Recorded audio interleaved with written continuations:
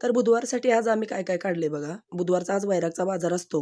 1 पोती गवार आम्ही कालच ही केली होती. मामा गाडीची वाट बघत बसलेत आणि 3 कॅरेट टोमॅटो काढले. टोमॅटो आता ह्यावेळी जराच खूपच चांगले निघालेत. गेल्या वेळी मी पुण्याला गेले तर मामा म्हणले, "एवढे घाण टोमॅटो होते." पावसामुळे सगळ्यांचेच टोमॅटोचं तसं झालंय. सगळी माळवीच खराब झालेली आहेत. तर आज काय वातावरण एवढंही पावसाचं नाहीये. छान वातावरण झालंय आणि एक टेम्पो आमच्या गावातला आला होता. आमचा जरवळीचा टेम्पोला जरा वेळ होता आणि त्याच्यात थोडंसं सामान पण जास्त होतं त्यांचं.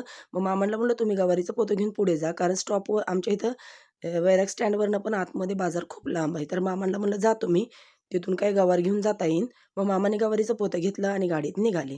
मी जाणार होते मागून 3 कॅरेट घेऊन टोमॅटोची. तर गेलो पोहोचलो बाजारामध्ये. छान असं टोमॅटो इथं ढिगारा घातला होता.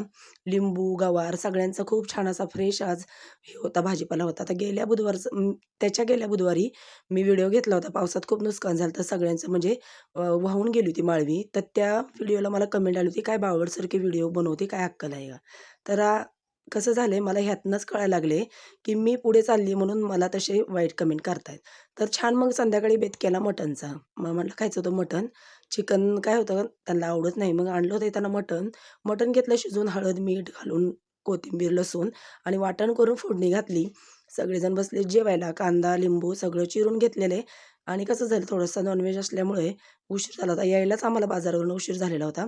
मग आल्यानंतर मी छान असा मटणाचा बेत केला. तो हा बेत कसा वाटला तोही नक्की सांगा. आणि इकडे बनवलेली आहे माझ्यासाठी वांग्याची भाजी, कांदा, टोमॅटो घालून तव्यातली वांग्याची भाजी. ही मागे पण मी बनवली होती. खूप ताईंना आवडली होती. कशी बनवायची ते पण मला विचारलं होतं. आणि सकाळची मस्त मटकीची आमटी. आपलं काय नसतं सकाळी संध्याकाळी खायचं, संध्याकाळचं सकाळी खायचं. मला अन्न वाया गेलेलं आवडत नाही. प्रत्येकालाच तसं वाटतं. तर कसा वाटला व्हिडिओ नक्की कमेंटमध्ये सांगा आणि माझ्या व्हिडिओला छान छान कमेंट करा.